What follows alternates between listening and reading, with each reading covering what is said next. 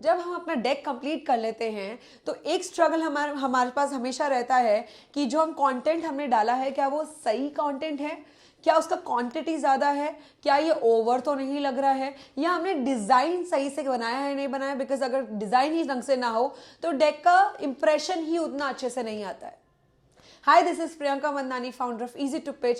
In this episode, telling you how to end a pitch deck when you have to make it presentable enough to send it to the investors for pitching. So, अगर हमने अब तक बात करी है सारे slides की, इसमें प्रॉब्लम स्लाइड में क्या होता है, बिजनेस मॉडल में क्या होता है, आस्क में क्या होता है, traction, market opportunities, competitive analysis, road map, इन सब में अगर हमने ये डिस्कस किया है अपने लास्ट एपिसोड्स में कि हमें इसमें क्या क्या डालना चाहिए और क्या क्या दिखाना चाहिए to make it apt and perfect slide in your pitch deck, तो हम ये नहीं देखते कि हमें वो कितनी क्वांटिटी में डालना चाहिए। एंड सबसे बड़ी बात जिसके लिए बारे में मैं आपको आज बताना चाहती हूँ, कंटेंट फ्रेमिंग नहीं होता है उसमें। कंटेंट फ्रेमिंग का मतलब ये नहीं है कि आपने एक सेंटेंस बना दिया एंड उसका इंग्लिश अच्छा है, नहीं। कंटेंट फ्रेमिंग उतना ही बहुत इंपॉर्टेंट है जितना आपका स्टोरी इंपॉर्टेंट है, क्योंकि वो कंटेंट फ्रेमिंग ये बताएगा कि आपकी स्टोरी जो आप बता रहे हैं क्या उससे एंगेजमेंट किसी का पढ़ने पे आपके डेक का हो पा रहा है या नहीं हो पा रहा है। अगर मुझे पता है कि मेरा एक बिजनेस मॉडल है, ठीक है, मैंने उसको सिंप्लीफाई करके रख दिया है इस स्लाइड में, बट उससे मुझे इतना एंगेजमेंट नहीं होगा जितना मुझे उसके रीफ्रेममेंट करने के बाद होगा, जो एक प्रेजेंटेशन, जो एक डिपिक्टनेस होती है उसमें होगा।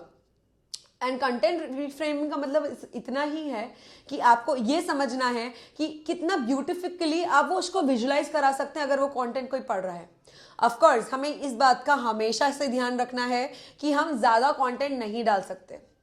जब आप एक individual as a founder pitch कर रहे होते हैं विदाउट प्रेजेंटेशन, आप चाहे हिंदी में करिए, इंग्लिश में करिए, कोई फर्क नहीं पड़ता, बट हमें पता है कि हम जिस ब्यूटिफिकेशन के साथ हम पिच करेंगे उससे एंगेजमेंट होगा सामने वाले को। क्यों? क्योंकि इसमें स्टोरी माइंड में एक विजुलाइज हो रही है। सिमिलरली जब हम पिच डेक की बात करते हैं तो जरूरी नहीं है कि आप उस टाइम पे प्रेजेंट हो, तो वो विजुअलाइजेशन तभी हो पाता है जो आपका कंटेंट फ्रेमिंग है वो इतना अच्छा करा हुआ होगा कि उसको बंदे को जो पढ़ रहा है आपका डेक, वो इन्वेस्टर जो पढ़ रहा है आपका डेक, उसे वो कनेक्ट फील हो, राइट। अब कंटेंट फ्रेमिंग का एग्जांपल ले लेते हैं।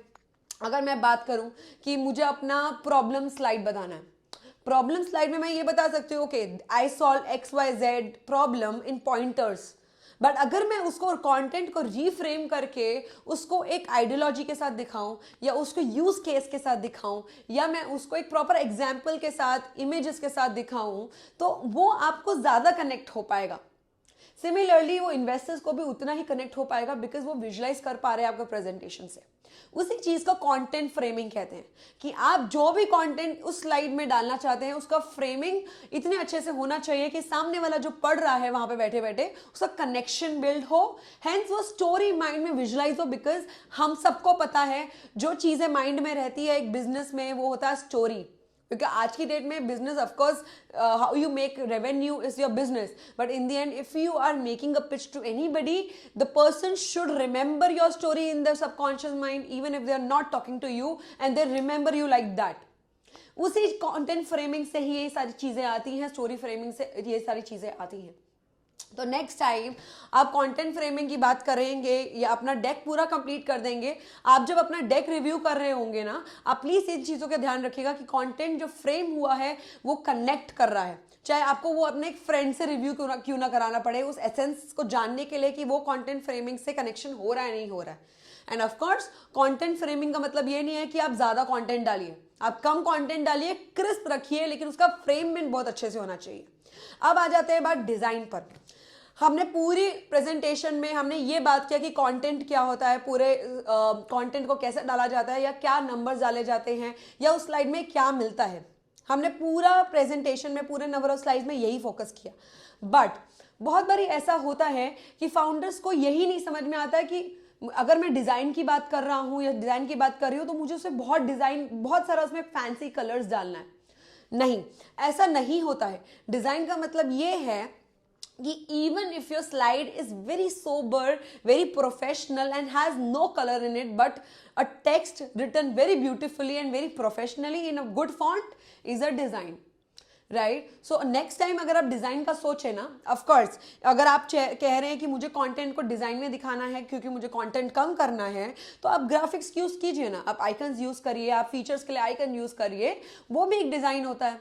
If your product has green theme, if you are solving environmental problem, then you will choose a green color.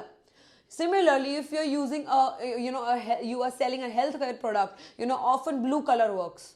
Even green works sometimes, light green, ocean green, right? So ये चीजें भी आपको help करती है आपके थीम, आपके presentation का theme decide करने में.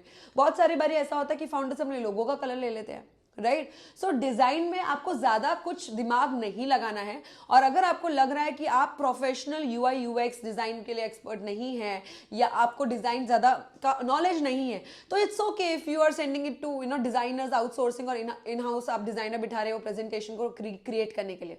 क्योंकि डिजाइन ऑफ कोर्स क्रिएटिविटी बहुत जरूरी होती है, बट वो बहुत प्रोफेशनल और सोबर क्रिएटिविटी होती है, जिसमें आप डेफिनेटली कलर डिसाइड करते हैं उस थीम प्रेजेंटेशन का.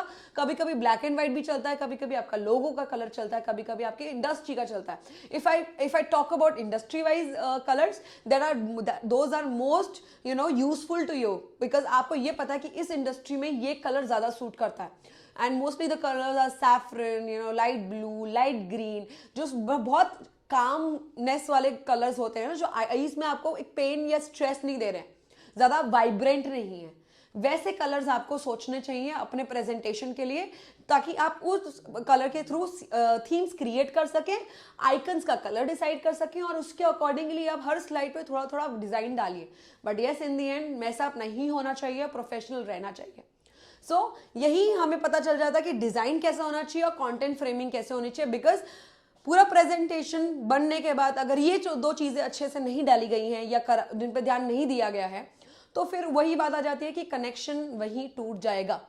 तो हमें हर स्पेक्ट्रम से सोचना पड़ेगा कि हमें कोई भी चांस नहीं छोड़ना है जिसमें कनेक्शन ना हो पाए इन्वेस्टर के साथ, और उसको इतना अच्छा लगे वो प्रेजेंटेशन पढ़ के या आपको स्टोरी समझ के आपके कंटेंट और डिजाइन से, कि वो आगे से खुद बढ़ के आपको बोले कि मुझे ये करना है या मुझे इस स्टार्टअप में इन्वेस्ट करना है. Thank you.